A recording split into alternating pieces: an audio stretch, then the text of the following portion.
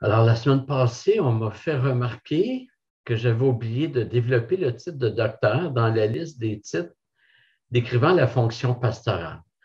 Alors, le titre de docteur est mentionné, entre autres, dans Éphésiens 4:11. C'est lui, donc c'est Jésus qui a donné les uns comme apôtres, les autres comme prophètes, les autres comme évangélistes, les autres comme pasteurs et docteurs. Le mot signifie tout simplement enseignant. Docteur est de même famille que doctrine.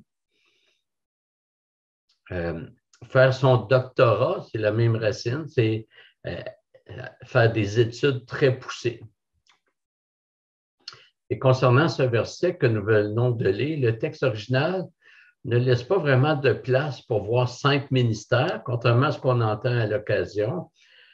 Ce sont plutôt 4 ministères qui sont mentionnés.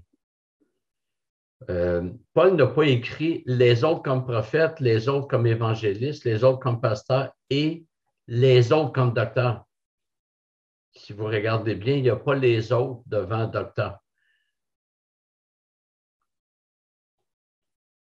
Mais en fait, littéralement, le mot autre n'est même pas là. Littéralement, c'est celui qui a donné les apôtres, les prophètes, les évangélistes, les pasteurs et docteurs. Mais l'article n'est pas devant docteur. Alors, en grec, c'est une formulation. Ceux qui ont étudié avec moi l'homilétique, on appelle ça un endiadis. On utilise 2 mots pour une seule et même réalité.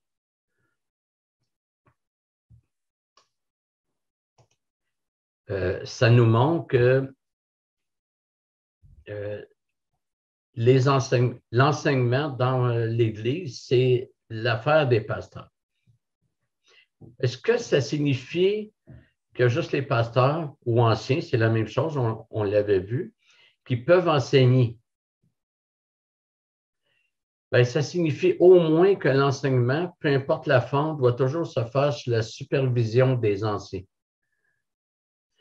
À mon avis, il faut, si on voit que quelqu'un a un potentiel pour enseigner, pour devenir ancien, bien, il faut qu'on l'entende enseigner pour voir s'il est apte à l'enseignement. Mais tout doit se faire sous la supervision des anciens. Parce qu'on ne le réalise peut-être pas, mais enseigner, c'est diriger. On amène une direction sur l'Église locale quand on enseigne.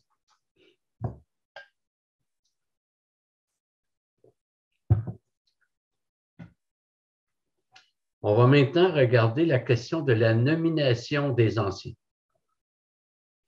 Qui désigne les anciens? Qui les établit? Dans plusieurs églises baptistes, la nomination est faite par un vote des membres avec un plancher de 70, 75%. J'ai déjà vu 80. La plupart du temps, on commence par mettre sur pied un comité laïque, c'est-à-dire un comité de chrétiens, mais qui ne sont pas anciens. Et c'est ce comité qui est chargé d'examiner les candidats potentiels et de les présenter à l'Assemblée qui prendra un vote démocratique. Cette pratique est totalement absente des Écritures. Le seul texte qui pourrait peut-être impliquer toute l'Église est dans Actes 15, 22 que nous allons regarder.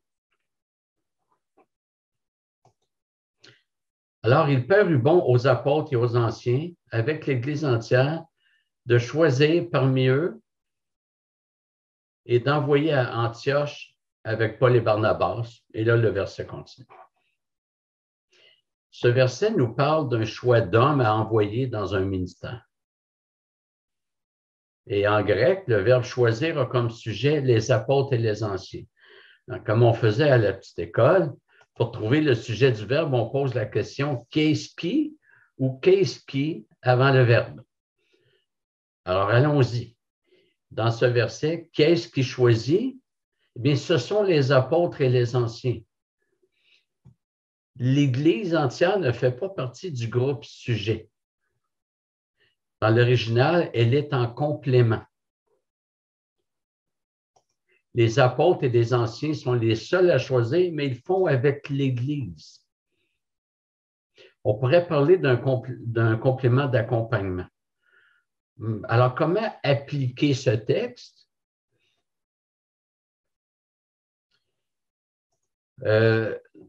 Depuis un an, je me suis affermi un peu sur ce point-là.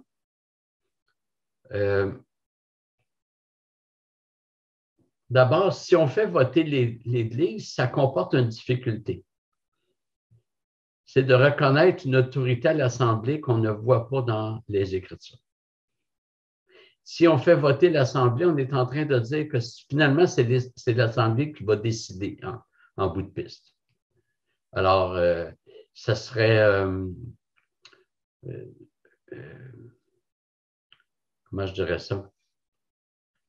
Ça serait mal présenter la chose de dire que les anciens décident si en bout de piste, c'est l'Église. Et je me rappelle, j'en avais parlé avec un de mes fils il y a 2 ou 3 ans.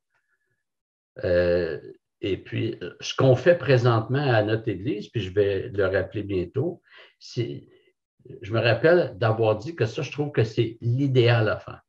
Mais j'étais dans un contexte autre où je ne voyais pas ça facilement réalisable.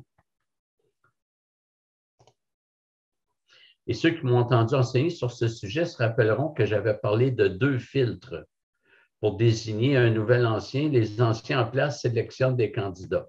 Alors, si les anciens en place ne sélectionnent pas un candidat, ça s'arrête là. Mais le deuxième filtre, c'est l'Église qui l'a. Ça, c'est ce que j'enseignais. Et l'Église, dans cette formule-là, normalement, a le même droit de veto que les anciens. Et aujourd'hui, je me rétracte complètement sur ce que j'avais dit. Je n'irai plus dans ce sens parce que ça donne à l'Église la possibilité de renverser la décision des anciens, alors que la Bible dit que c'est aux anciens à diriger.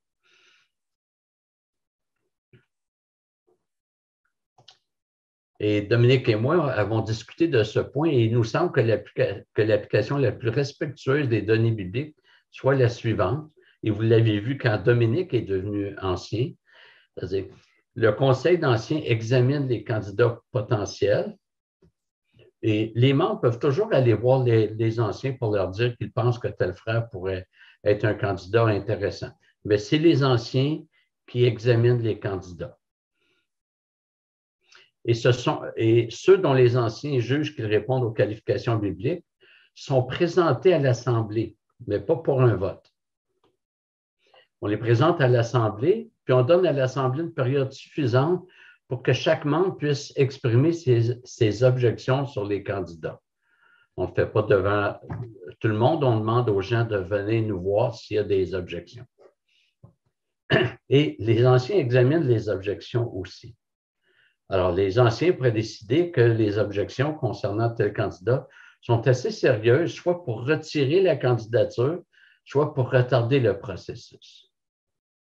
Par exemple, une nouvelle famille est arrivée à notre Église il y a 2 ans. On les voit fidèles aux réunions, sérieux dans leur foi.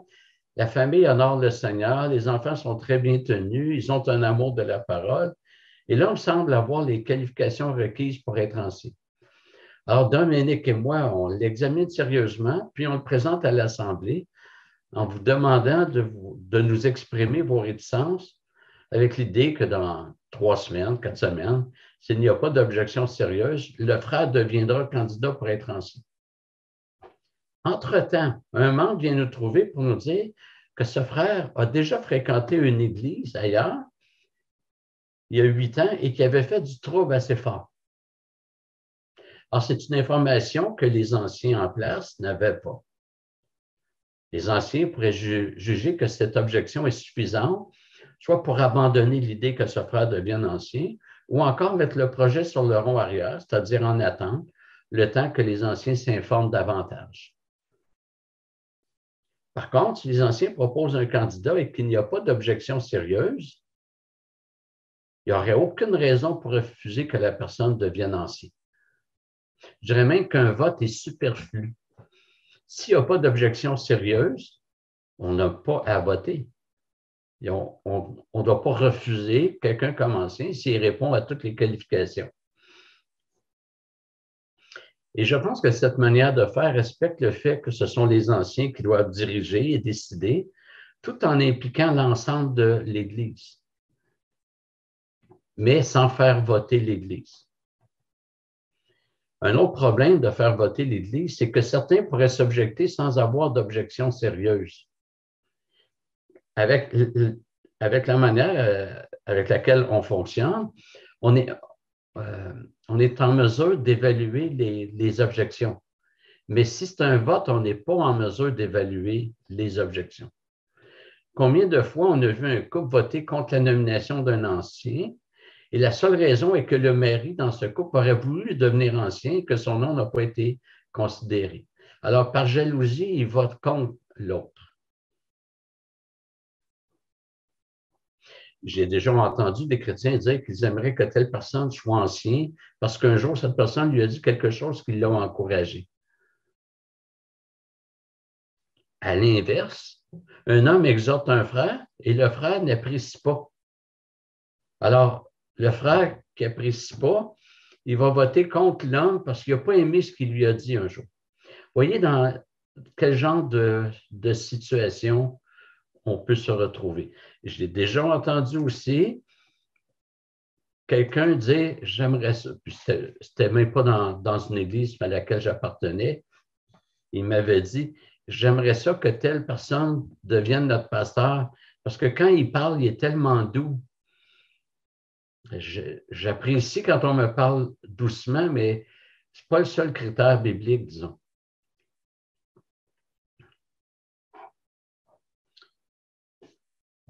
Alors, on va maintenant voir quelques textes qui nous montrent que c'est aux anciens de prendre la décision de qui peut devenir ancien.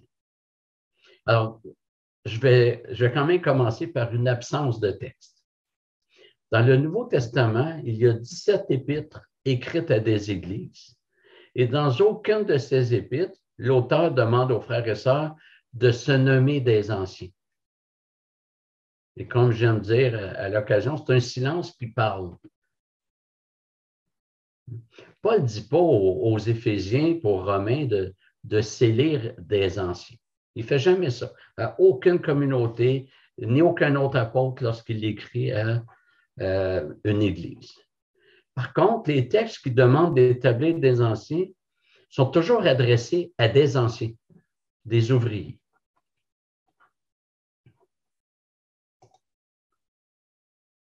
Paul et Barnabas désignèrent des anciens dans chaque église.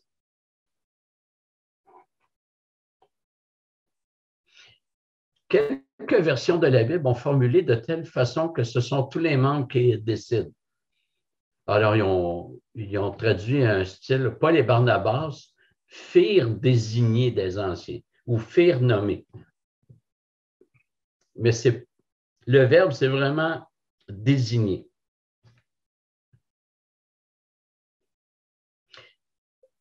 Il y a Tite aussi, qui était un ouvrier. Certains le désignent comme un délégué apostolique. Et Paul lui dit, je t'ai laissé en Crète afin que tu mettes en ordre ce qui reste à régler et que, selon mes instructions, tu établisses des anciens dans chaque ville. Il n'a pas dit de partir à une campagne électorale pour élire des anciens. Il dit, toi, tu dois établir des anciens dans chaque ville.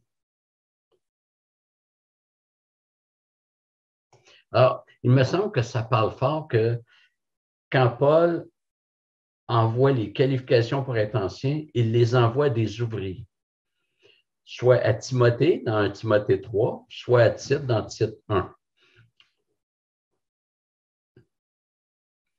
Et quand on regarde l'histoire du peuple de Dieu, les dirigeants n'ont jamais été désignés par le vote populaire. Du moins, Dieu n'a jamais demandé ça. Moïse et Josué ont été désignés par Dieu directement. Quand Jéthro a conseillé à Moïse de se faire aider par des hommes qui agiront comme des sous-chefs, voici ce qui est dit.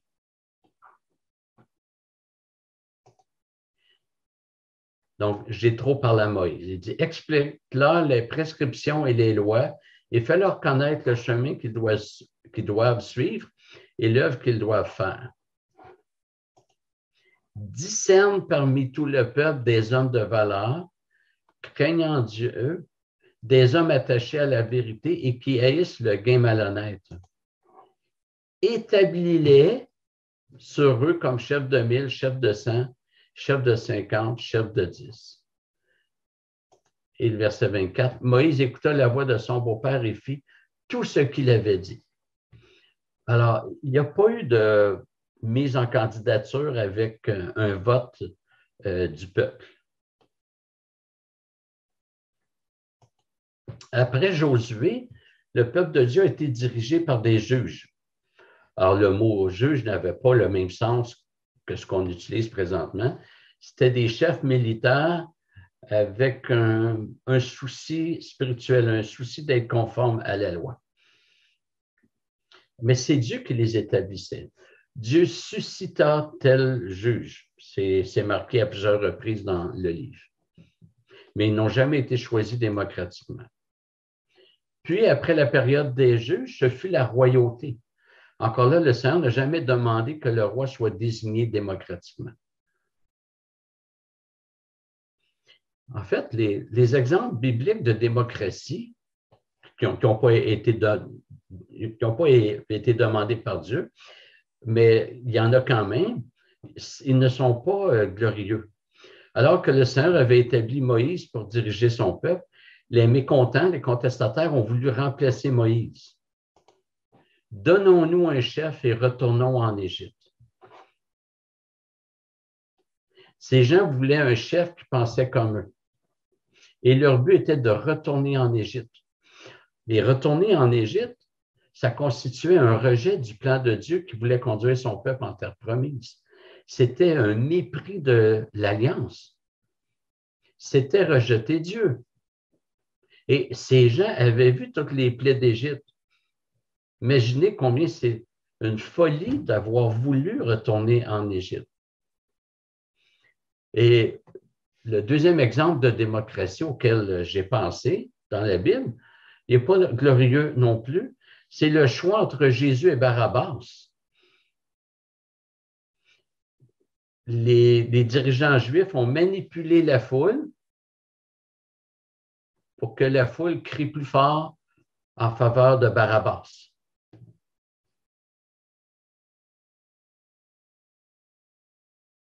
Mais sinon, à chaque fois que Dieu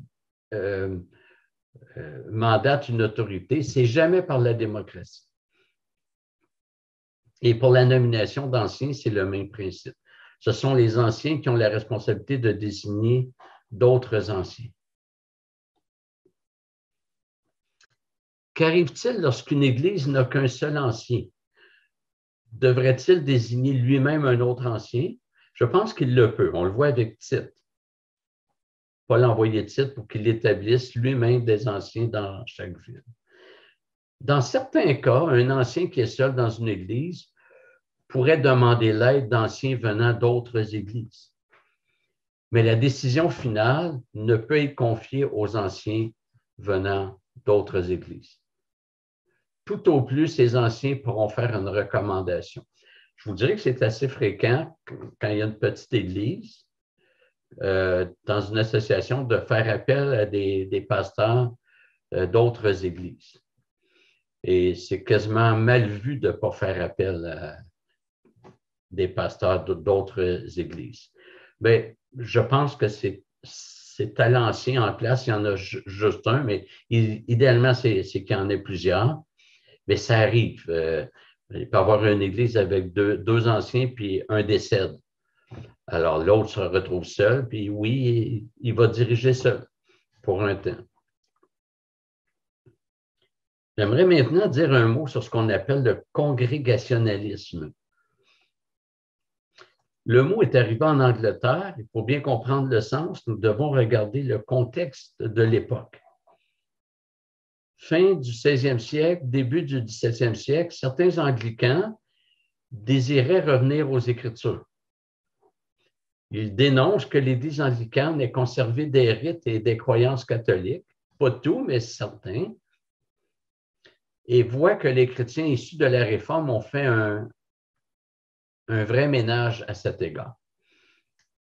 Or, dans l'Église anglicane, et c'est la même chose dans l'Église catholique, il y a une hiérarchie avec un chef au-dessus de l'Église. Pour l'Église catholique, c'est le pape, et pour l'Église anglicane, c'est le roi ou la reine d'Angleterre. Et c'est ce chef de l'Église qui décide, et là, c'est une pyramide qui part d'en haut pour aller en bas, qui décide des cardinaux. Les cardinaux décident des évêques, puis les évêques décident des prêtres parce qu'eux, c'est des prêtres. Et en Angleterre, ceux qui ont voulu se dissocier de l'Église anglicane, c'est eux qu'on a appelés les puritains. On dit non, ce n'est pas une hiérarchie à décider, c'est à l'Église locale. Il faut que ça se passe dans l'Église locale, dans la congrégation. D'où le nom congrégationalisme. Ceci dit, le fait que le choix doit se faire à l'intérieur de la congrégation ne signifie pas que le choix était démocratique. Ça signifie que dans la congrégation, il y a ce qu'il faut pour nommer des anciens. Et c'est les anciens qui sont en place. C'est par après que le mot congrégationnalisme a pris le sens de démocratique. Mais ce n'était pas le sens au début. Alors, la prière de Dominique et moi, c'est que nous soyons une Église selon Dieu, conforme aux Écritures, et c'est pourquoi on tient à amener ces enseignements-là. Donc, je vous remercie de votre attention.